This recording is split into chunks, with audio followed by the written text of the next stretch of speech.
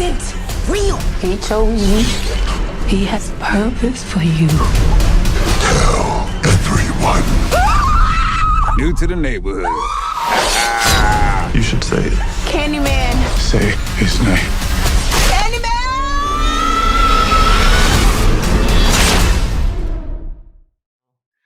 First, I want to start and say that we all actually, this was the first time we all got to go and see a movie together.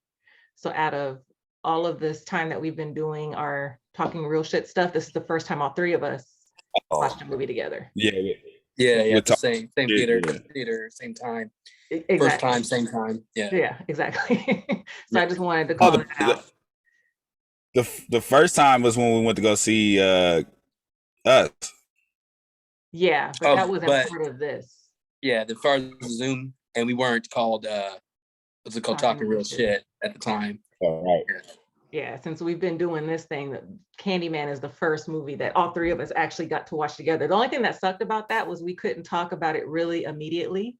We had to wait until we were going to record. So it was just like, I want to talk about it, but we got to wait.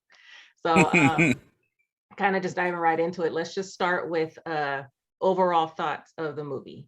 So we'll go in order. So Josh, Lamar, and then me. So Josh, what were your overall thoughts of the movie? I thought it was all right. It has some cool ideas that just didn't really flow well with me. Like, you know, the execution of it just didn't land for me. Like, even though I didn't really have any expectations going in, so I'm not really disappointed in what I saw because I wasn't expecting anything. Mm-hmm. So, but I wasn't really like blown away. You know, there's moments in there I thought that should have been more powerful, but it just didn't feel powerful. Like at the end, I was like, this would have been cool if it was earned. Mm-hmm. You know, like, okay, it's dope what you're doing, but I'm just not feeling it. I'm thinking like, oh, that's cool, instead of feeling like, hey, this like, shit really is getting to me. Yeah, like giving me chills. It didn't do that, and it could have if they did it right. Yeah. Okay. Lamar, you want to piggyback off of that? Not yeah, but I kind of was okay with it. Like, okay, so I expected something scary, and in the beginning, kind of showed me like, oh, this is like new age scary, so it's not going to be scary. You know what I mean? And just from the beginning scene, the police searching for the black dude, they all like you get that feel the you know what it's going to be a race thing. You know it's going to be a political thing. So the scare was gone. So my mind kind of adapted to what the movie was going to try to do. So that made it all right for me. Like I thought it was good, but it shouldn't have been a horror movie if it wasn't going to be a horror movie. It seemed more like they were on a mission to get out a message rather than it being the first Candyman was a scary movie. This one was more so about political shit. Yeah. You know what I mean? I totally understand. I mean, totally agree. Yeah. So for me, but overall, I did like it. I'll say that. Overall, you did like it. Okay. Overall, I thought it was okay. It started off good. Like it started off, I was intrigued. I was like, okay, what's going to be their take on it? Like I'm watching it, I'm into it. Then it got to a point towards the end, which isn't bad. Like it got towards the end where I was just like, I'm out. Like I'm checked out. Like I don't even care anymore. I'm laughing. I was like this for a good chunk of time. Yeah. But like I said, that was towards the end. So that's why I can't say it was bad, but I can't say I really liked it because it did get to a point where I was just like, and then because of that, I think Josh, kind of what you were saying, the last part didn't have an impact on me because I had checked out. Same close to it. Yeah, I was checked out too. I also like I wanted to see it. I wasn't expecting anything of it. So I think that's why I don't hate it. Going off of what you were saying, Lamar, I was kind of confused in the beginning because when you hear a scream, it sounded like a grown man screaming. So I thought something was happening to the dude, not the kid. I didn't think the kid was screaming. So that threw me off. Yeah, go ahead, Lamar. That's a terrible actor.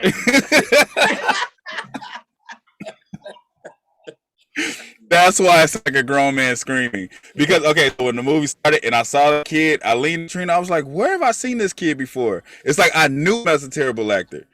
He was in the Chris Rock show. I keep talking about watching. Oh, Fargo. He's in Fargo as I Chris haven't Rock's gotten to son. that one yet. Okay, so I know him for being a bad kid actor already. So when he gave me the scene, I was like, I was already uneasy. Like, oh, why did they got this kid? And then when he did that scream, it sounds like a grown man because he's not good at acting. So it was like, ah, and then he's looking normal again. It's like, are you scared or are you not scared? You know what I mean? He's not a good actor. That's why that whole thing threw me off. I thought, like I said, I thought the story was going to go with, because I'm still in my head original Candyman storyline. So that was one of the things I didn't care for with this one, was the new take on the Candyman folklore, how they switched it up. You know, that it's not just the Candyman that we know. There's all these different other Candyman. Yeah, want to call it Candyman. You know, that's yeah. Yeah, like I no Candyman. I think because the focus was taken off the horror movie for me. Like I see where I was nervous that it was just going to be about police brutality, and that was going to bother me. But kind of saw where they were going. So when they told the story about all the other Candyman, it was like, I understand. I got the political view of it. Oh yeah. I was just a little upset that it wasn't a horror movie. Yeah, but if go ahead. If I hadn't seen the first Candyman, I don't think I would be bothered with this movie. Like I wouldn't be bothered by the horror thing if I hadn't seen the first one. But you can't come from the first one to this and still try to carry the horror aspect, because it was like you said, Tasha. Sometimes it seemed a little goofy rather than scary. Like. I don't know how to explain it. Like you could tell it's gonna scare. It would scare little kids, but us, it's kind of like really. Yeah. I mean, I don't think it would scare little kids compared to the first one with traumatized kids. It did traumatize kids. Yeah. The first one would. This one, I don't think it would. Like, it'd probably scare them because like they're little kids, but I don't think it'd be something too traumatizing for them. That's because most of the kills were off screen. Like, there's some blood in it, but like, you know, the coolest kill was the first kill. Like, I was like, oh, okay. And then Which the one rest was of that it, one? where he slits her throat when they're at the art gallery. Yeah, when they have that great moment of dialogue of them trying to have sex. When I say scared kids, when I say scared kids, I mean when I say scared kids, I mean kids that don't care about story. Yeah. No, I get what you're saying. Yeah, like as far as the horror aspect, it seems like they were like that whole scene in the bathroom was cool, but like I didn't think it was necessary. I think you could take that scene out and it make a difference, unless that girl had a bigger role in the what's it called? Right. The girl that was in the stall. So yeah, like the girl that went to go to the what's it called? The art show with her mom. I guess they didn't really. I thought it was like a field trip at first. But I was like, why would they be on a field trip at night? So I guess she was with her mom.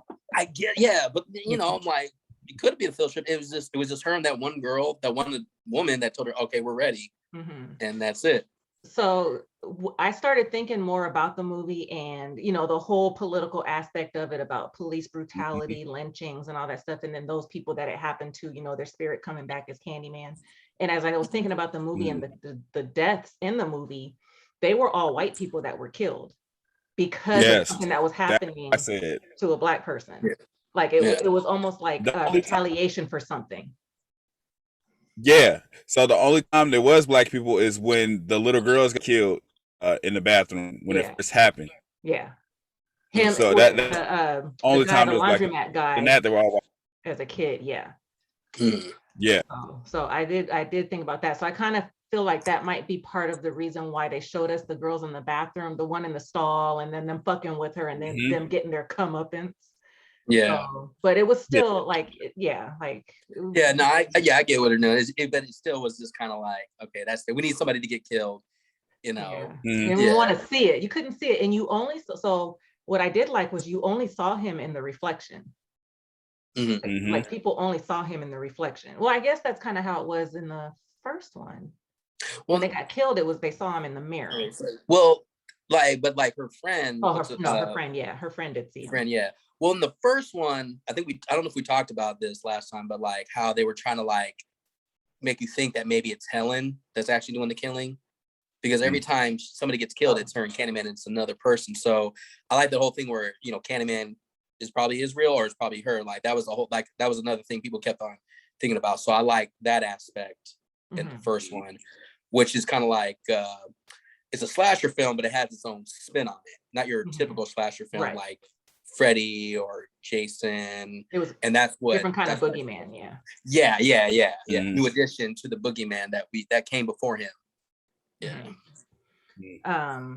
So let's kind of talk about like what we liked about it. So I said I liked how you only saw him in the reflection, and I like how they tied it together with the first one without giving too much, which is what I asked for. I wanted them to, you know, treat the fans like they were smart and they knew, you know, what they were seeing. But no, so I liked how they did the puppet thing, and then how the story's not exactly how it was told. So they're telling a story, but it's like, you know, it's like the telephone game where it's like shit is different, but it's the same story. So I like how they did that, and they didn't spend hella time on it. They kind of just told the story. Even though as soon as they showed the baby, I told Katrina, I was like, oh, that's him. I don't know why it was like right there, like, oh, that's him. But I like how they used the puppet thing, like instead of going back telling this long, drawn out story. Yeah, and I like how the brother, when he was getting ready to tell the scary story, he didn't tell the original story. He told the Helen story. I like how they did that. Because he doesn't know the original story. That's why I said I liked it from that angle. All he knows is the Helen story. Yeah. And you know what I mean? He's young. So different.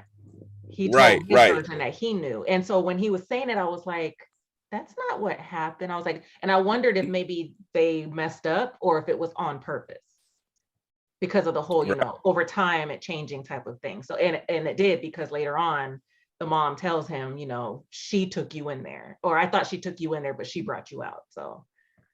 Yeah. I like how they did that whole setup. That puppet shit was clean to me. Yeah, I thought that was cool.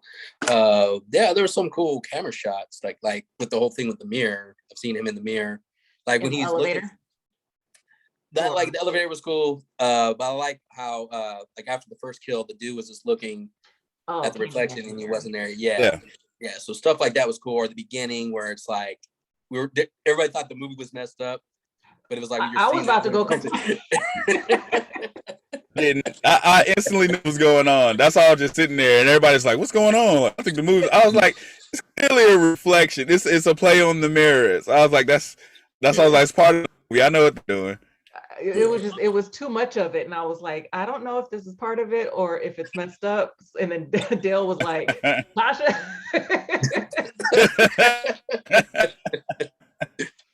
I do. That tricked me. Oh, what I want to say, I liked in the movie, like the brother wasn't scared of Candyman, right? But then when dude was about to say it, he was like, "I'm gonna whoop your ass if you say it."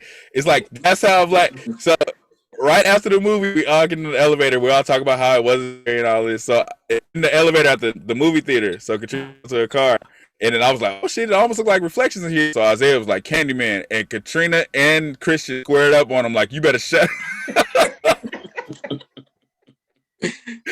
But that's how it is. Like everybody's tough, but nobody would do it. Yep. You get to 4 and you're like Josh's video. That shit. That was hella funny. Yeah. So I like because the brother would talk like that, but he was scared, and his wife or girlfriend would talk like that, but they were like really like, "Nah, don't do that shit though." Yeah. It's like you talk a good game, but you ain't doing that shit. Was it Andrea that was like, "Hey, this when we went to the parking lot, she's like, hey, doesn't this remind you of the first one?" Yeah. Candyman In the parking lot. I was like, fuck I didn't even listen to her. I was like, I don't even hear you right now. And that shit in the movie was in broad daylight and was hella scary in the first one. Uh-huh. So fuck that being at night with no parking cars around. I told Katrina and Samari that they walked to the car, "You better hurry up." I was like, "Remember Candyman came in that parking lot?" Because it's all empty except for Katrina's car. That's fucked up. Like every But so you said when you saw the baby, you knew it was him. So me, Des, and Dale watched the first one a couple nights before we all went to see the new one. And when, you know, Candyman's with the baby and he's like putting honey in the baby's mouth, Dale was like, "I'm calling it now. The baby's gonna play a big part in the new one." so when the girlfriend was like, don't forget you have dinner with your mom tonight, I was like, I wonder if his mom is Vanessa Williams. And if that's the case, then he is the baby. And then when he meets the laundromat guy and introduces himself, I was like, yep, that's him. So I think I don't think I would have known had Dale not said anything. So he kind of helped me out. So I kind of knew early on. But that's why I like I said, like I like how they tied it together in a way that made it, they didn't make it so obvious. Right. I don't think I would have known if I didn't see the preview with Vanessa Williams though. I think that kind of helped me lean towards that being the baby, because I saw the preview with Vanessa Williams and then we watched it the night before we went to the movie. So it's like it was still fresh in my mind. So when the brother's telling the story and he's like, yeah, and the baby, and I was like, oh, okay. It's like this is like, oh, okay, he's the baby they're talking about. Yeah. Vanessa Williams, she didn't age, did she? Oh, she looks good. Yeah. Like she looked amazing. I was like, that's your mom? Like, when did you have this baby? The same what do you call it? Dialect or what do you call it? Whatchamacallit? She sounded exactly the same from the first one. Yeah, she put that accent back on. The accent. I could not think of that word. But yeah, so I mean, even though there were things about it that, so with the whole police brutality and everything, the whole say his name was the whole big part of it too. So it's like, okay, say her name, say his name, say their name. I was like, that's, the connection between that too. So it's like, I get it. It's a good thing to do, but it's like, it gets to be too much when you want to just watch a movie for what it is. And then you feel like they're almost shoving the politicalness in your, down your throat a little bit. So I think if it was written better, I think that maybe we could have forgiven it, like if it fits in, because if it was executed better. Yeah, like because they were like talking about gentrification, then racial injustice. So, but the gentrification, like they touched on it a little bit, but that wasn't a main part of the movie. Yeah, like when they did the Cabrini Green. Like, it was all of it though. I kind of, like I said, I hate to say I kind of appreciated it, and I think it's because like we've been always talking about how we're so tired of the bullshit. Like when we watch like Them and all of this shit, like to get a piece of that. Like okay, so when she's at the end of the movie, she's in the back of the car and she's like turning the mirror towards me and she just smirks while she's saying his name. I'm kind of like, yeah, fuck them up. But I don't know. I kind of appreciated it. Like I was hella like I said, the ending.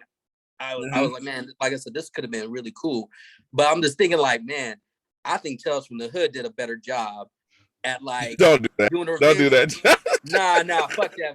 Coming back from the dead and getting the cops. Getting revenge. Yeah, like I'm watching it and I'm like, oh, this is cool. But if I want to watch something better, then I think Tales from the Hood executed it better. As far as like, the cops, who the cops are fucking them up. Like if this cop showed up constantly fucking with them and then came in and so he was on the ground. What's his name? Yahya Abdul-Mateen, his character. The cops came in and they shot him on the ground, right?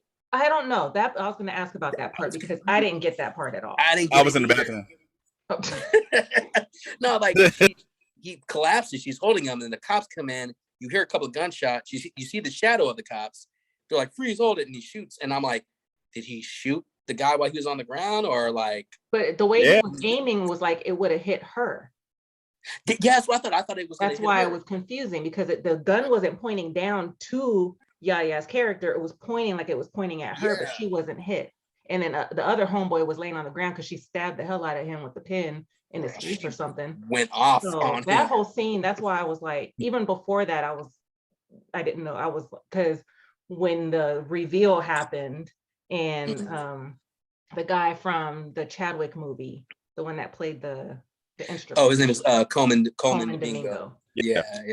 When he's like doing the whole lip twitch thing and he's like, revealing what his plan is, that's when I checked out. I was like, this just turned into a whole other movie at this point. Yeah. I went to the bathroom. I came in while he was like saying like, he's the new Candyman. He's the anti-hero. Like that's why I checked out. Candyman an anti-hero, which I kind of was expecting they might have done, but just the way that he was doing it, I was kind of like, all right, this is getting a little bit too much for me. Okay, so I don't like the delivery of that, but I understand what he was doing.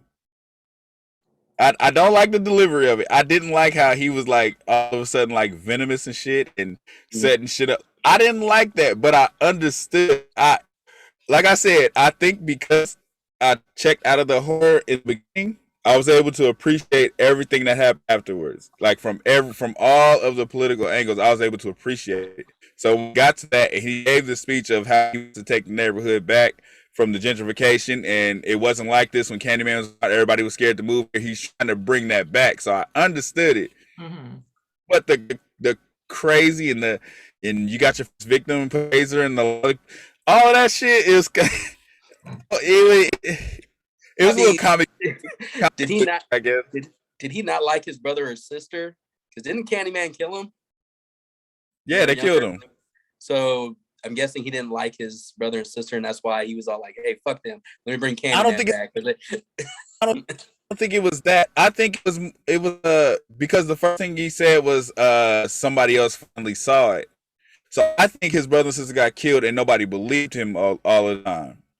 He never left the neighborhood, so he's there for all the gentrification, everybody moving in, and everybody taken from his neighborhood. So his whole goal is just to bring his neighborhood back, and he understood nobody wanted to come there as long as Candyman was there. So that was his goal. But wasn't it Candyman that, like, one of the Candymans that killed his brother and his sister? Yeah, but it was like, right, it was the one he saw. It was the one he saw, but nobody believed him because that was the first thing he said. Like, now we have another witness. Like, nobody, I got the feeling nobody believed him. Like, because he was the only one there when his brother and sister got killed. Mm-hmm. Mm-hmm. So it's like, how do you explain that?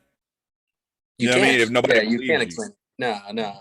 But that's the thing. Is like, it's kind of weird how he's bringing it back, even though they killed somebody. Like, I don't know. It's confusing to me. That's why I'm like, I'll roll with it.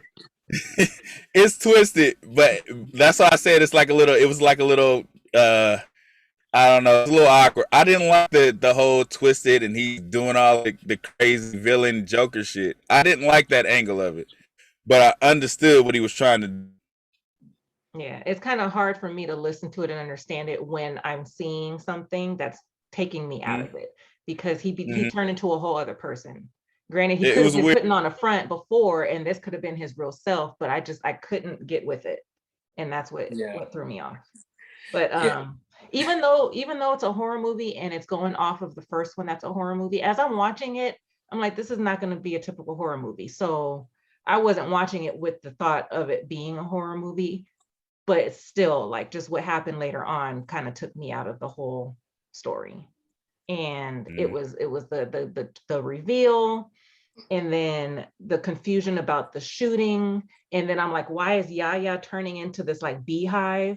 Like, it was just, I didn't understand what was going on. And for the fact that nobody really addressed it, it would kind of be like, ugh, and kind of move on. Right. Like the girl's like, ugh, you come up. And I mean, it was kind of like, you guys are not bothered by this? Like, nobody's bothered.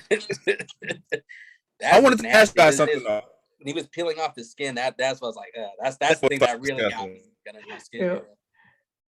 That's just, I wanted to ask you guys. So when she discovered the body, she flashed back to seeing her dad kill her though. The dad looked like he had on a Candyman coat. Was her dad one of the Candyman? They didn't talk about it. Like, that one scene where she see her dad kills herself, that was it. There was nothing. She didn't talk about it. They didn't nothing. Like, yeah, it could have been, but they didn't really say anything about it. And that edit, what was it with, like, them showing the dad committing suicide and then also her fighting the dead bodies? Was that supposed to be like the dead bodies reminded her of her dad kidding? Like, you know what I mean? Like, after they kind of explained it because remember the brother was like, you have to keep dealing with these lunatic artists, like, and then you find out her dad was an artist. He was probably a real good he was a real good artist, I guess, like a legend. And he killed himself, and it's still with these people at the, like, she keeps I guess going around these crazy people or these crazy artists. That's the way it made it seem. Because remember the brother's like, when the brother said that, like, you don't have to keep dealing with, because he was talking about selling the dad's art. She was like, I don't want nothing to do with that. And he was like, you don't got to keep torturing yourself with crazy artist. She gave him that look, like shut the fuck up. So, but I was just stuck on the fact that it looked like he had on a Candyman coat Mhm. when he's sitting on a ledge, and then when she's in the bed, she looks up and it looks like, I can't tell if it's Candyman or her dad that's peeking in on her. Yeah, then because then if that's the case, then the whole police brutality and the victims of that coming back to be Candyman doesn't make sense then, because then her dad would be the Right. outlier because he kills himself. He's not Yeah. killed by the hands of another person. He takes his own life. So I don't know how that would connect with the whole Candyman story, or if that was just showing us, you know, her dealing with finding her colleague and it connecting with finding her or being there when her dad killed himself and them being in the art world. Like, I don't know. That's stuff that probably didn't matter in this movie. Yeah. Right. I mean, Like, why was it cool. needed? Did it connect? Like, that was a cool connection if this was what they were trying to do, how Candyman was an artist and then Yaya Abdul Team was an artist. The thing about his name, Candyman, aka Daniel Robitaille, is that like I don't think he was born into slavery, because he went off to the best schools. He was like amongst, you know, the wealthy people because he was a very good artist, and his dad had a device that made shoes. So he wasn't accepted and by white people. They just liked who he is. Like, that's why he said in the movie, they like what we make, not who we are. So I was like, okay, that's a cool line, because once they found out that Candyman went with a white girl and got her pregnant, yeah, that was a drawn line. So I did like what they said about that. Yeah. So that's when I say, like, you know, that was a cool line they delivered, but that wasn't enough to save the whole movie. You know what I mean? Like, it's like, okay, that's a cool line, but yeah. It was all of the part, like even the lady not loving his art until somebody gets killed. So it's like, I don't know, it's like they love Black trauma. And that's why he's like, if you appreciate it so much, and go say his name. Like it's like, oh, now you love it because somebody died. Yep. You know what I mean? It's all political. Like I said, I took myself out of the horror thing and just watched it as a political movie. I mean, the girl that I guess, yeah, obviously she said Candyman in the mirror 5 times. Don't know why she would. You could just be like, come out there and be like, yeah, I said it 5 times. Right. I appreciate it. Yeah, nobody was there to see her say it. I said it, he didn't show up. Yeah, real. Okay, can we talk about that scene? That kill scene? Yeah. Oh. Like, kill scene. Oh my god! Who hasn't seen the movie yet? Yeah. It was you didn't see it coming too, but when it happened, it was just like, I shouldn't be laughing at this as much as I am. I don't know who else was that. I heard a lot of people laughing, like, and that's what made me laugh. Like, I think all the teenagers were laughing. All the teenagers were up top laughing, and then that made me laugh even more. Like, that's fucking hilarious.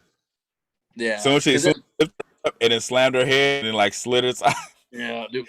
All I could think was a Nightmare on Elm Street, the remake.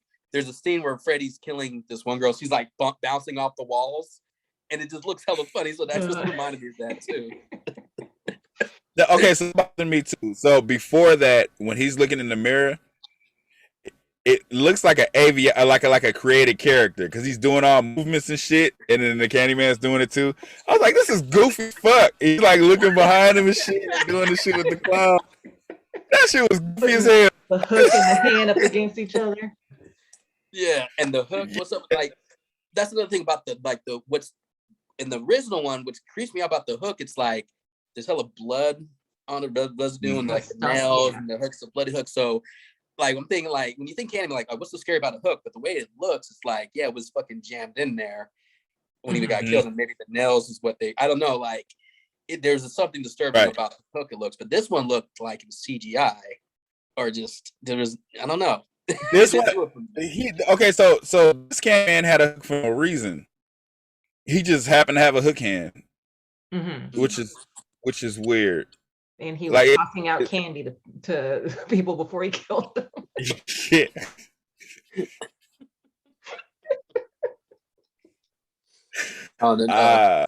That One first more. candy dropped, and I was like, "You're kidding me!" Literal candy. All right.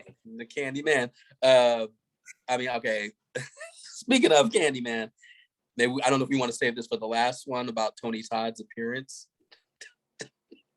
You mean they did a CGI of Tony Todd and didn't get him for real? It's fucking crazy. Why not just get him? Because he still looks okay. Like he's not that old. I mean, he looks older than he did in the film, but why not just have Tony Todd come in? And that bothered me too, because Tony Todd is a scary looking guy as Candyman. Mm-hmm. The guy that playing this Candyman, he just didn't look scary in the face to me. He looked like the nicest. He looked like this jazz or something. Like he looked like a nice dude. Like there was nothing scary about him. He was always smiling. Yeah, he's looking nice. You know, they try to get that whole scar to his face to make him scary, I guess. And it still looks scary. But even with the Tony Todd at the end, like you said, spoiler alert, it's already ruined because we already said it at the end. But the version that we see of him is not even scary. It was like they smoothed him out so much that he wasn't even scary. Yeah. Like in the first one, Tony Todd looked scary. He sounds scary. Like he was this guy that's just hella fucking tall. Like there's no special effects. There's no makeup in the original one. Like they do enhance his voice, but a little bit, not a lot. And that's what made him so freaking scary in the original one. Right. Yeah. And in the original, you don't see him until it's time to see him. In this one, they show the nice ass black dude, and then he's just the killer too. So it's like I still see him as this nice old guy handing out candy. Like they approached it. They approached that wrong. Yeah. Like his reveal should have been like way later or damn near not at all, because it's like you can't show me fucking Sandwich Jr. and then be like he's a killer too. It's like I can't see him as that. You know what I mean? I can't. It's a nice. He looks like that. It doesn't work. But I said when Tony Todd comes in, he looks like fucked up saying my name. Like he looks like that. Like off top. And when it came out, I don't know. Like what's cool about like certain movies, horror films, like they get like sometimes they get like actors that are like unknown compared to like Jigsaw. Like Tobin Bell's been around, but nobody knows who the actor is. Like he's not somebody like just as famous as Tom Hanks. So I wonder if during that time Candyman came out, was Tony Todd like still up and coming? To where if you know, because I'm so used to what's his name, Yahya, but my team being Black Manta from Aquaman, Bobby Seale from Trial of Chicago 7. Right. So it's kind of like So it's kind of like. You know, I know who you are, man. He's still not, you can't really get into the character of him being this horror, whatever. I mean, he could have done something, but it didn't really work for me as far as like trying to be scary or threatening. What did you think of his performance overall? Both of you. I think he did an okay job. Like, I think he is a really good actor. Just what he was given to work with didn't seem too much at the time, you know. I don't think he's supposed to be scary though. I don't think his character was necessarily supposed to be scary. He's supposed to be like a regular dude going through the bullshit. I'm talking more about the guy they had as Candyman through the whole movie. Oh, what's his name? Sherman, whatever his name is. I don't know. You know who that was? What's his name? I don't know. We don't. Really you don't really see him a lot. Like he's in the shadows or he's in the mirror. So I couldn't really see him. And I'm not really a big fan when they try to like make him go like this, levitating. The people he's killing, or Candyman levitating. Oh, him. When he's going like this and he's like floating around, like that wasn't really scared me. Like Tony Todd was just like sitting there in the original with his coat, his pimp coat, just looking up at the sky and walking. I'm like, damn, that's scary to me. Yeah. I thought Yahya was okay too. There were a couple scenes where I was kind of like, I think one of them was when he was like trying to cover his artwork that his girlfriend was looking at because he didn't want her to see. I laughed too. Huh? I laughed at that too. When he that covered scene his acting was kind of like, oh, what's going on here? But overall, he was okay. But I do like Yaya though. I do like him. Yeah, no, I think he is a really good actor. So I'm not gonna hold this film against him because I like a lot of other movies or shows he's been in. Yeah, no, I think Candyman's not horrible. It's definitely not a horrible movie. It's just a lot of things. It's hard to just come out and just say I liked it or I didn't. It's just it's a lot of things. Yeah, I mean, Kenny, if you're watching this, I said it was okay. Like I said, it has some good ideas. It might be just a one-time watch for me. Because it's not a movie I'm definitely gonna go out and watch again. I highly recommend it. Nah, unless like some people are like, hey, let's watch Candyman the remake. I mean, we were all sitting around. I'm like, all right, put it on. But definitely not something like, hey, I haven't seen Candyman 2021 in a while. So speaking of Kenny, I told him I was gonna shout him out because he was texting me this morning about what he thought about it. And he said there were plot holes in the movie that kind of bothered him. And one of them was, you know how he went to the archives and he got the recordings that Helen was doing, and when she was doing all of her research on Cabrini Green with the batteries that still work. Yeah. I was like, wait a minute. They weren't corroded. Was it corroded or anything? But nothing. He mentioned that he was like, how did his mom's name not come up in what he was like researching and reading about? Like his mom's name would have come up somehow. How because though? She lived in the projects where Helen, it was her dog that was killed. But Helen didn't write about it. Taken. Nah, like I think right about it. I think she was like, it seems like they were only doing it at the beginning before, like she only recorded stuff before she met what's her name? Vanessa Williams. Like throughout the whole movie, I don't think she's recording it in the original. No, okay, so I get what you're saying. So the thing is, this wasn't a police file. This was all Helen's work as far as searching for Candy. She never wrote about her killing a dog. She was out of it by the end. She was out of the whole project. So what he had was the study she had with the dead lady. Yeah, but with her doing the research and her being, well, she wasn't a journalist, or maybe she was. Like she was writing a thesis. That character didn't come up at all in any of her recordings, even before the whole dog killing thing. There was no reason to. Nah, because I think she was just focusing on not the people who live in Cabrini Green, but like just the legend of Candyman, just like who's affected by him. So like that little tape recorder, it's only shown once in the beginning. Didn't she talk to her about the neighbor though? What I'm saying is she was doing research, but by the time she ran into her to talk about it, like it's like the research paused because shit started happening. So she wasn't even into the research, and there was all this other shit that was happening. So what he went to school to get her file. It wasn't the police case of everything that happened. Like there would be no reason for his mom's name to come up unless he searched in detail of her getting arrested for killing the dog. Then it would come up, or if he did research on the missing baby, found out it was him. Yeah, but where did he get? I wonder where he got the recording from. It was like the library. But then again, I would think like wouldn't that be in like a case file? Like wouldn't that be in the police station or whatever? Like no, it's just like we got the serial killer that has a recording. Let's put it in. Well, yeah, I see what you're saying, John. Yeah, anything that involves Helen. Is evidence. Yeah, I get it. Because now that you think about it, it's like, we're in the library. Okay, I'll roll with that. But in reality, I think like it would be in the police files if she was like framed for murder, because she still escaped. What's it called? Person from because when she escaped the mental institution, she died. So I'm wondering, like, was her name cleared after she sacrificed herself for the baby? Because she still was, like, saying, an escapee from a mental institution who can be considered, danger to other people. Well, in their eyes, she was still a murderer. Like, it was never cleared because they didn't know Candyman actually did it. She still was, prime suspect. So as far as they were concerned, she was still guilty, even if she save the baby. Yeah. But yeah.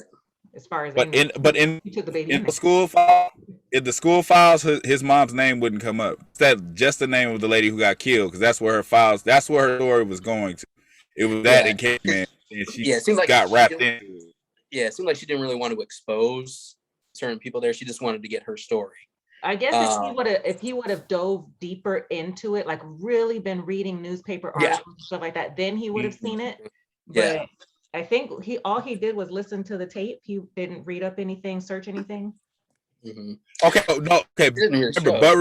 remember, there's a scene. He's in the bed after he tells the story. He's looking at his phone. He was like, "Damn, the did kill a dog." And then his girlfriend took the phone out of his hand. So he didn't get to. He could have come across it if he had time. Attention. Yeah. So right. Yeah. So if she killed a dog, yeah. So when his mother name come up, unless she changed it, because it should. But she took the phone out of his hand right there. She took the phone out of his hand right when he said it. He was like, "Damn, the bitch did kill a dog," and she took the phone. Yeah. And then they went to bed, and then it was like he really didn't pay attention to that story anymore. It was more about who's Candyman. Right. I see what you're saying. Yeah. So that was almost like the way of like blocking him from reading more and finding out that his mom was and he was the baby that was involved. Who took the phone out of his hand? The girlfriend. Girlfriend did. But I don't think not because she didn't want him to find out. She just like forget this. No, she did. She didn't do it for that though. She did it because she wanted some penis. Yeah. But so that was her thing. But he didn't have time to really dive deep into the case. He was just like, "Damn, they kill a dog," and it just took the phone, and then it was like, it sparked his interest just about Candyman. It's like he wasn't focused on Helen. It was more about Candyman. Right. Yeah. Why focus on the white woman? Oh shoot! I was speaking of like when they were talking about how the lady had heard somebody trying to come in from her house, and she called 911, and they didn't show up until afterwards. When she was killed, I actually like heard that was like kind of an inspiration, like based on a true story that happened. I heard that was too. Yeah. Like I watched this video and I'm like, damn. So it's like freaking in the first movie, you got like people in Cabrini Green that got to worry about shit that's happening around the neighborhood, and then you got somebody like Candyman to scare another person that scares you if you're really superstitious. So that's another thing that kind of like about the first one that's kind of unsettling, the setting of where it's supposed to be taking place. So another thing I was thinking of too, because like I said, just coming fresh off of the first one, you know how when she's in the bathroom and the guy comes in with the hook and he's like, "I heard you're looking for Candyman, bitch." He wasn't Candyman, but he was just playing off of the the legend. I thought that's what it was going to be in the new one too. When the guy walked out with the hook, I was like, "Is he another one of those I'm Candyman bitch guys?" That's what I thought.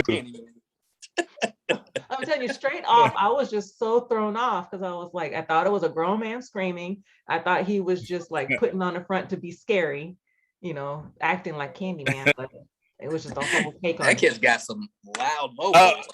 The cops heard him. When he was terrible actor. Terrible actor. But no, he's a terrible actor. But no, okay, so you remember in the laundromat when the dude's telling the Yaya about it, he was like, "Yeah, she was looking for Candyman, and I guess she found him." I laughed to myself because I thought back to that scene. I was like, "Oh shit, they brought it back." Oh man. So everybody went back and watched the first one before watching this one? Yeah, we watched it the night before. Okay. I thought that was a good idea to do that because it was fresh, and then watching this one, I was able to just like connect things without having to think like, well, this and this and this. And what's funny is Des wasn't gonna watch it, and then she thought maybe I should too, so I'm not asking her a question. So I think it's a good thing she watched it too before we all went to see the new one. I'll say this is the best sequel out of all the Candyman movies. Yep. I'm not saying much, but it's something. Was that? I didn't even realize there were so many. There's there's a second one which I couldn't bring myself to watch it. It's too slow. It's slower. And the third one's just god awful. And then is there other like versions of it? Because when we looked up Candyman, like all of these different films popped up. The one that Tony Todd's in, there's only like there's the three original ones and then this one. There's some documentaries out there, but there's no other Candymans I can think of that's Unless something to do with, because isn't Sammy Davis Jr. Candyman? Doesn't he have a song called That's Candyman? his song. That's his song in the Maybe movie. like something Yeah. like a documentary or something. But I just saw different things that were titled Candyman. So I mean, as far as Tony Todd goes, there's only to me. I just know the four main ones. okay. So, and another thing is, when I was doing some research, I guess the character is based off of was actually because Clive Barker made the original one. The it's called The Forbidden. That's the story it's based off of. Mhm. It was actually a white guy that was supposed to be Candyman, and it took place in England. So I thought that was cool of them that they were just like, hey, let's change the character and the setting. So having been a white guy in London, you know, they made it a black guy in Chicago. Mhm. Yeah. By a guy named Bernard Rose, who's like this Englishman who actually wanted this. Like, I give him props for actually going to Capri Green and filming there in the location Mhm. and having like people like there was like the gang there was like, we can be in your movie. Like they're saying, be in our movie, and then they gave him protection because there was Actual like a rivalry. gamers? Yeah, like the people that you see in Candyman, those weren't actors. Yeah. They were actually Cabrini Green residents. Yeah. Like I remember, like I was watching a interview with what's her name, Virginia Madison. It's like, Bernard, what are you doing? And he goes up like, hey, do you wanna be in our movie? Like not caring like where he's at. He's just like, they want to be in our movie. And they're just That's smart. yeah. And they're just like, oh yeah. Like these yeah. I mean, like kids. These are teenage kids that's been through some shit, but they still like, all right, shit, we'll be in your movie. Yeah. Yeah. Like what? Oh, we gonna they were that was their like they was like police. Yeah, bro, yeah. He's probably like, so what would you say in a situation like yeah, this? like what would happen if not like random women Okay. Yeah. Okay, so wait. I want to ask you guys, did it bother you that the hallways were so clean when he was going to do that laundry? Yeah. I mean, this was supposed to be Cabrini Green before in the 70s. Yeah. So I mean, let's say cleaned it up. So in this one, Candyman was a different Candyman before Tony Todd came to be Candyman. No, because Tony Todd was in the 1890s or something like in the 1800s. Yeah, but Candyman took place in the first movie. In the first movie, it's Tony Todd. There's nobody else there. Yeah. In the 90s. Yeah. Yeah. Because it made it seem like Tony Todd was Candyman, and after he somehow died, he's a spirit. Yeah, it kind of passed, but it seemed like it passed on to Helen because she comes at the end and kills her boyfriend. Mm-hmm. So that's where, and that's where like the legend comes from, to where she was the next Candyman. So I thought she was. Yeah. Gonna be so that makes it kind of a whole other thing too, because then it's like, so it's the Jumanji effect. The original just stayed around, and the other ones kind of just. You say, well, it's the Jumanji effect. Yeah, but it's like in the first one, she stabs him with this stick that has fire on it, his little beehive rib cage. That looks nasty. And I'm like, so wait, I thought he's supposed to be a spirit or something. I don't know if that hurts him, but and he gets burned in the fire. So even the first one has some things I'm kind of like, that might not make sense, but it's just as a whole, the movie as a whole, I like it. Yeah. So I don't really trip off of that too much. Like Candyman takes naps. He's still in there. I'm like, how the hell? You just let him take a nap real quick. No, I'm just thinking like, man, he's all, fuck, I got all these people calling my names, calling my name Candyman, all the fucking other people I've been killing. I need to take a rest. This one's gonna survive because I'm not getting up right now. You lucked out. I'll get your ass next time.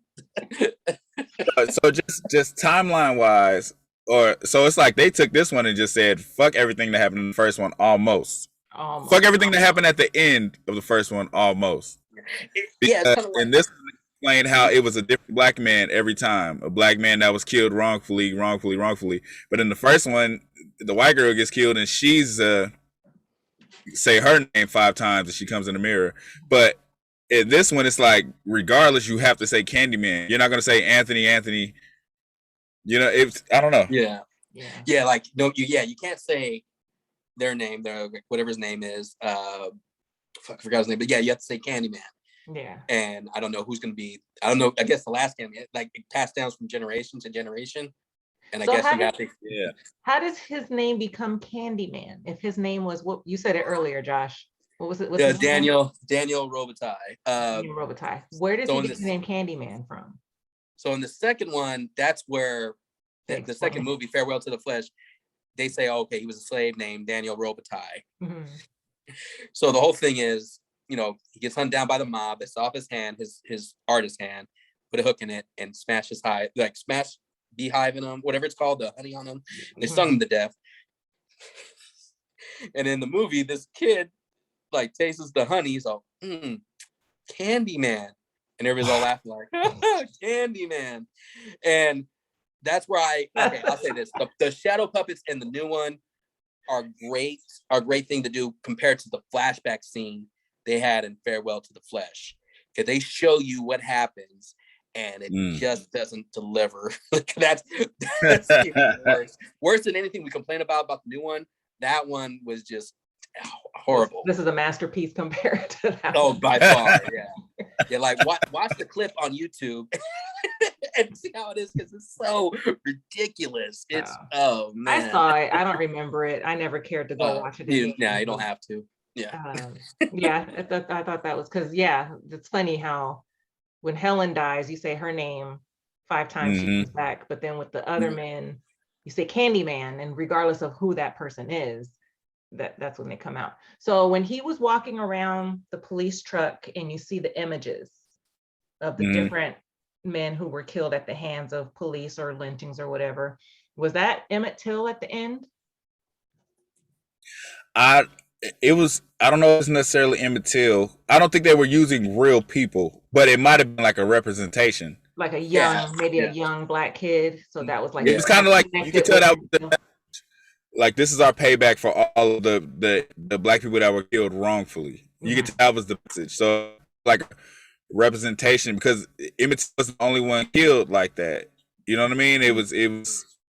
It's everybody basically. Yeah.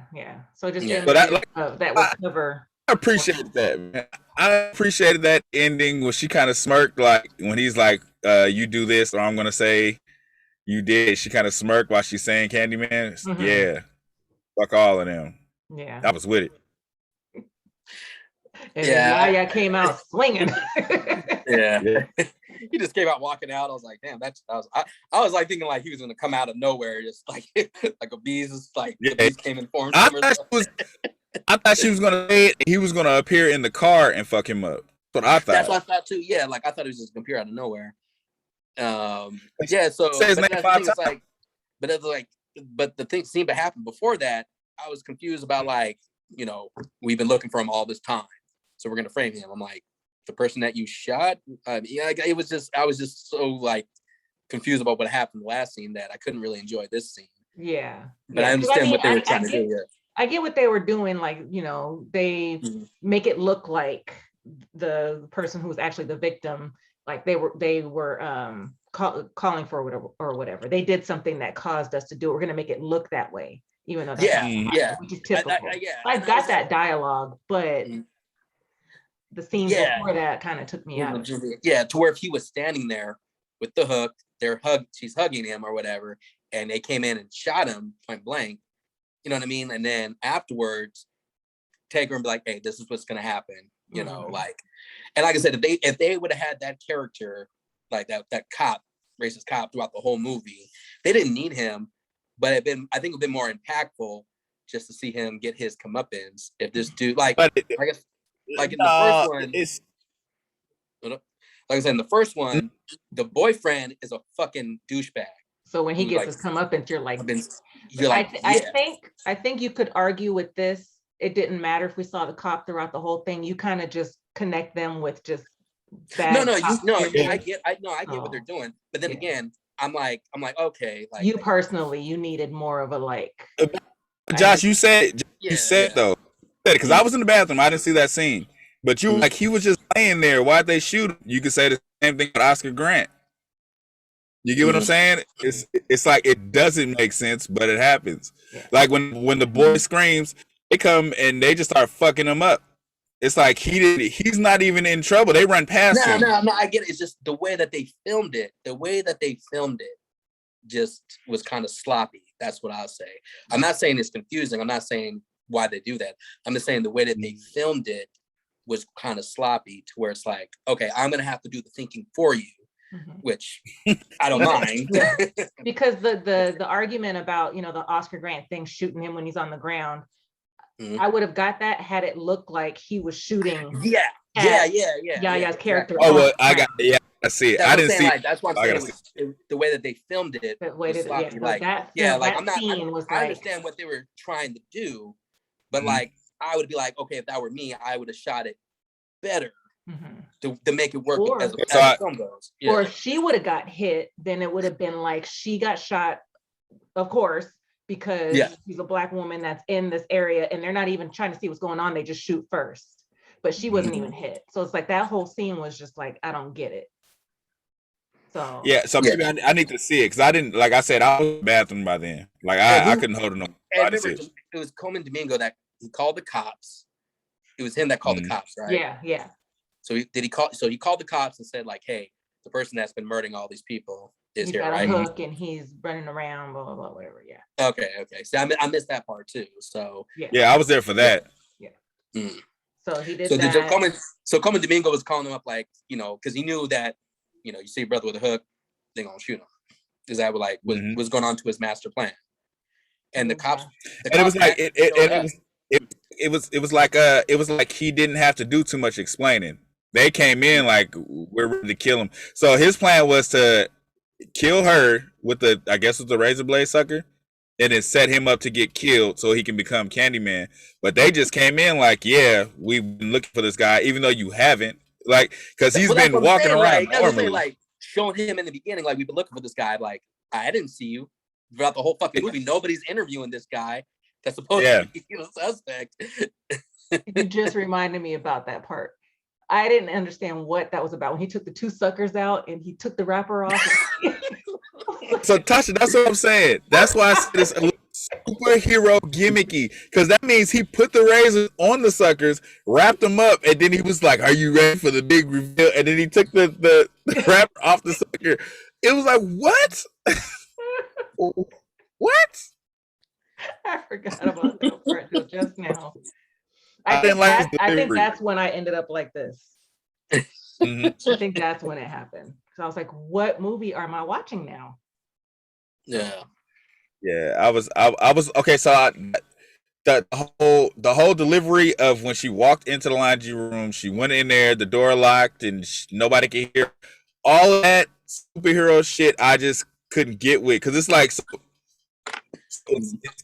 and his friend now is working with him. I was lost. I was lost because who locked the door? Right. And locked it to where she couldn't even turn the latch and get out herself. Like, yeah. Yeah. I was a little lost. I said there was plenty of moments where it was like, what? But it wasn't awful. I said I liked it. So I liked it. I will tell you this. If we watched it when it was supposed to come out when I was hyped, I would have hated this shit. For the fact that I went in calm and not really caring a lot about what's going on, I appreciated it. But it's like when I figured, it's not going to be scary. Like once I figured that was right in the beginning. I was like, it's not going to be scary. So I just watched it as a regular movie. No real horror aspect. Yeah, it's kind of hard to expect would you consider this a slasher movie? To consider slasher movies scary as an adult, especially with what we grew up with, because I consider more paranormal stuff scarier to me, like the Insidious and the Conjuring. Those creep me out more than like a slasher movie. So it seems like it's a slasher film that's trying to make. Was it? The first Candyman was more paranormal than this one was. It was more, even though with this one they do have the effect you can't see him killing him and all of that shit. That's cool. In the first one, like I said, it's all mind games. It's all he's just a ghost. He's not no real person that they made ghost until you hear the story at the end.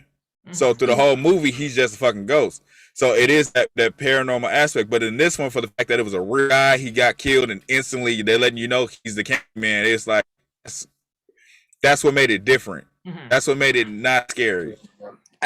I wouldn't call this like. I mean, there's slasher elements in it. It's like it's a trying to make a statement, but they're trying to be like, okay, it's Candyman. We got to have some people get killed in there because, Halloween. The new Halloween, that's a slasher. This one, it is a slasher film, but it is and it isn't. Yeah.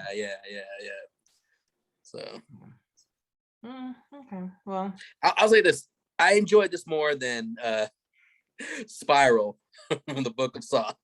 That's not what to say. Terrible movie. Another political movie at the end. Yeah. That's not what to say. Anybody gonna go see the new the Halloween Kills? No. Trailer we saw.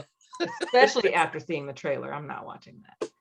But okay, so closing this out, what would you rate Candyman? How many stars, Lamar? I gave it 3.5. Yeah. Josh? 2.5. I'm gonna have to give it 2.5. Oh my God, me too. Oh yeah. You guys together. Like I put that on Letterboxd already. Yeah. I don't hate this movie. It's terrible. Okay, but like here's the thing, like imagine if I went up to Nia DaCosta like, hey man, I wasn't expecting anything from your movie and it wasn't that bad, so good job. Like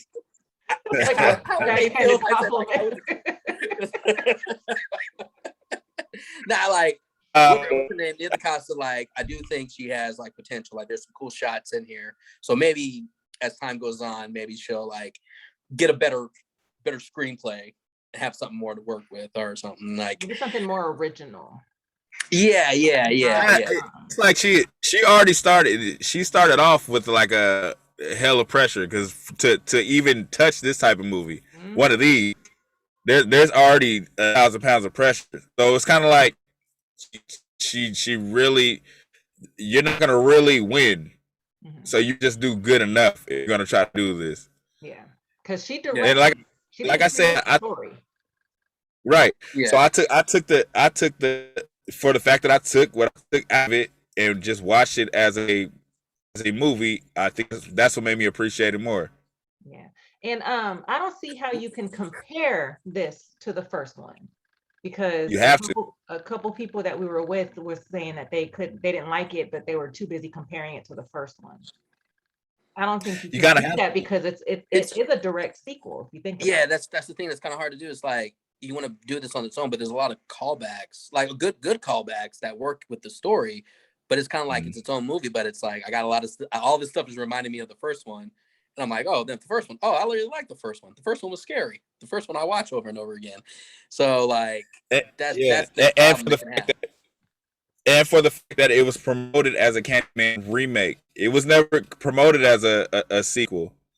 So it's we kind of assumed it was a sequel, but since the first announcement, it was like he's remaking. Everybody kept saying Jordan Peele's remaking Candyman remake. So your mind is automatically attached to that.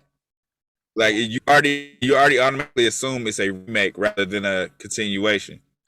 Yeah, it's kind of like with the Halloween 2018, they altered some things about the original one. Right. Like with Halloween, they altered the ending. Like, oh, he didn't get shot 6 times. He got shot once, and they took him in.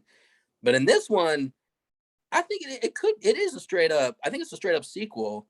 Like people say, it's like a reboot or sequel. I'm like, nah, because because they explain why there's other Candyman. It's a straight sequel. Yeah, they have Helen's story there. Candyman. Yeah, it's a straight up sequel. I can tell you exactly what the first mistake was not having Tony Todd. It was the very first mistake. Like you said, Josh, he could have still been there. Yeah. Even as old as he is, he could have still been. It was like Candyman was jumping over it. He was just killing people. Like he could have still been. Yeah. But for the fact you get somebody, it's like when people saw Freddy remake and now Freddy's fucking slim and the burns are a little smoother than they were. It's like you can't you can't take the thing and reimagine it. That doesn't work. No. It's when people are expecting something else. Like I said, they tried to give a reason why they did. It doesn't work with the storyline if Helen is there. Helen's not getting payback for black people. Helen killed her fucking the girl her husband's cheating with. That has nothing to do with Candyman's payback. She killed her husband. Yeah. And she killed the husband. Yeah. She killed the husband. Girl. And I thought the girl was the one that was judging the art for some reason. Oh. That would have been crazy. So what they should have done was they should have kept Tony Todd as Candyman and then created this story about the baby who is now grown up, and for some reason he connects with Candyman all these years later. Like somehow, like Candyman was kind of like, in the background, nobody was calling him or whatever, almost like the Freddy Krueger type of thing, where it was like, now they remember me and now they're bringing me back up, so now I can come back. With the baby that's a grown man. Yeah, now. That's what Candyman's motivation is: not getting revenge or protecting the community. His motivation is relevant. I want people to know me. I want people to fear me. And the original one, I feel bad. Like, you feel bad for him because like he had his life taken away from him when he had like the love of his life and his child. I always think that he was trying to like take Helen and the baby to be like, hey, I just want to take what I lost. I'm not looking for revenge, because people always say like, why doesn't he get revenge on it? And I think that's what I like about the original one, because it's not a typical revenge story. It's like, I want people to fear me, but I want you. So I'm going to do is I'm going to isolate you by killing all these people that love you and trust you. And then you'll have no choice but to come to me. And that's another thing that was scary about the first one.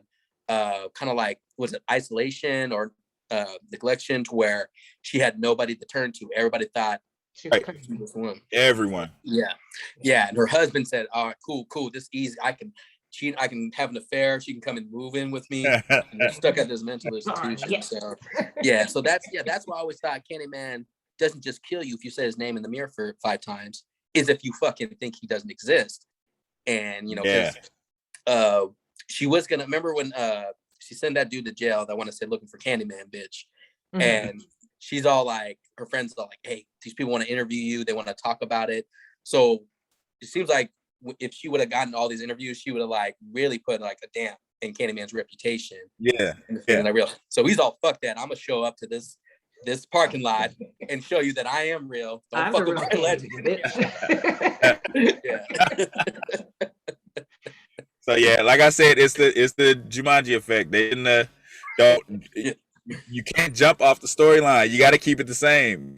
Well, not everything, but most of it. Like Helen, you can't just write her off. She became the fucking Candyman creature.